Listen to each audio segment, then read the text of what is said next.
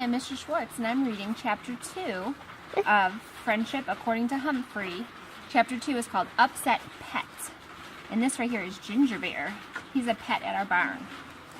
I'd had bad days before. The worst day was when Ms. Mack left. She was the substitute teacher who found me at Pedorama and brought me to room 26. She almost broke my heart by moving to Brazil, which is so far away. I'd also overcome problems before, like getting Miss Brisbane and her husband Bert to go from not liking me to liking me a whole lot. But I never had a problem like this, how to make friends with a frog. Back in my early days at Pedorama, I'd met guinea pigs, mice, rats, gerbils, and chinchillas in the small pet department. If there were frogs around, they must have been over with the fish and less interesting pets. After school was over, Mrs. Brisbane gathered up her coat, gloves, and books, walked over to Og and me and said, "Well, fellows, you're on your own tonight. Have fun." And with that, she left.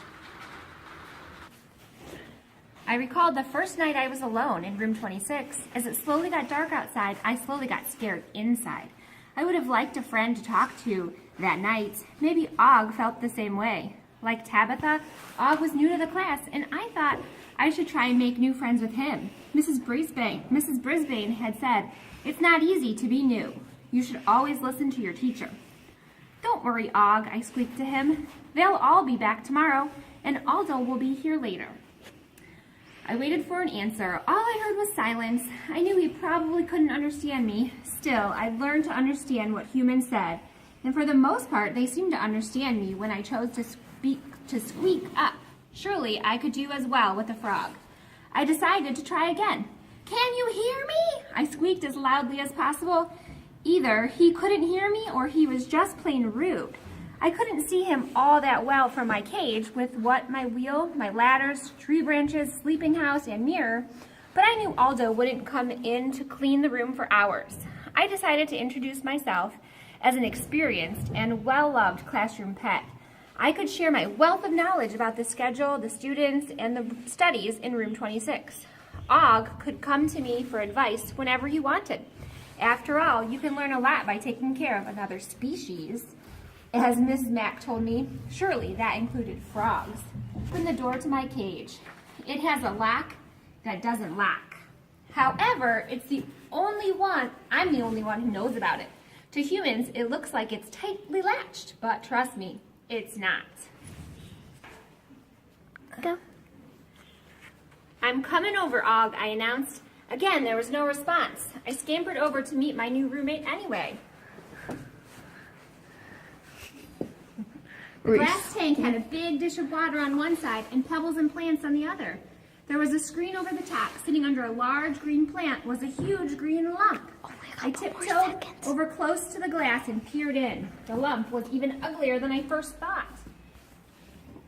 At least compared to me. After all, I'm a golden hamster with soft fur, dark inquisitive eyes, and a little pink nose. Intelligent humans, such as Miranda Golden and Sayya Nassari, have told me I am cute. On the other hand, was a sickening shade of green with bulging eyes and not a bit of fur on him. Even worse, he had a huge mouth as wide as his whole body that curved up at the ends as if it were grinning. He didn't look happy, just creepy. I tried not to shudder. "Allow me to introduce myself. I am your neighbor, Humphrey," I squeaked as politely as possible. No answer. Maybe he couldn't hear me. After all, he didn't have the cute rounded ears like me. He didn't seem to have ears at all, but at least he could see I was acting in a friendly manner. "Og?" Stepping closer, I squeaked a bit louder this time. Even though we didn't know each other, I'm happy to extend the paw of friendship.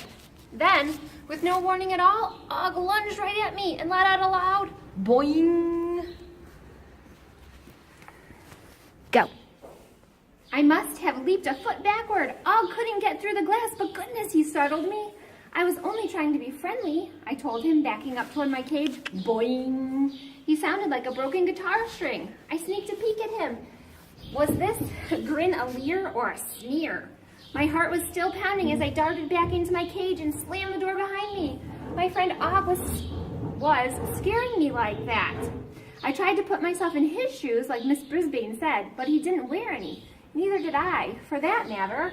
I grabbed the tiny notebook and pencil from behind my mirror. Miss Mack gave them to me. No one in room 26 knew about them. No one knew I could read and write. Writing helps me sort out my thoughts, and I had a lot of thoughts rolling around my brain that night. Not all of them nice. I scribbled away for several hours, and Og was very quiet, except for some annoying splashing. Goodness, I can manage to groom myself and get a drink of water without making much noise. Suddenly, the room filled with blazing lights, and I heard a familiar clang, clang, clang. It was the Longfellow School custodian, Aldo Amato. Oh my God. Be of good cheer, because Aldo's here, a voice announced. Aldo, my friend, I squeaked as I jumped on my wheel and began spinning happily. Aldo parked his cleaning cart near the door and clumped over to my cage. Happy New Year, Humphrey, you're looking handsome and healthy. Aldo is a true friend. And you the same, I squeaked back. Who's your buddy, Aldo? Glanced at Og. Hey, I know you. The frog from down the hall? What are you doing here? You don't want to know, I squeaked. Aldo turned back to me. Calm down, pal. I brought you something. He reached into my pocket and unwrapped the most beautiful tiny tomato I'd ever seen. I could have cried. Thanks, Aldo, I squeaked as I tucked the treat in my cheek pouch. You're welcome, Humphrey. Aldo looked over at Og again. Sorry, I don't know what frogs eat. You don't want to know either, I assured him. Aldo grabbed a paper bag and pulled a chair up close to me. May I join you for dinner? He asked. He didn't need to ask. We'd shared many happy evenings while he took his dinner. I took a deep breath. Aldo gave off a pleasant smell of chalk dust and pine spray. He smelled the way I imagined a forest smells. Somewhere way, way, way back in time, wild hamsters must have lived in forests, down in sweet earthy piles of rotting leaves and fallen pine cones. Yep, Aldo smelled like home. Mind if we talk a little, he asked. Of course I didn't. Mom. He asked. Of course I didn't. I've been trying to get old Lumpy to talk all evening. I got something to tell you. Humph.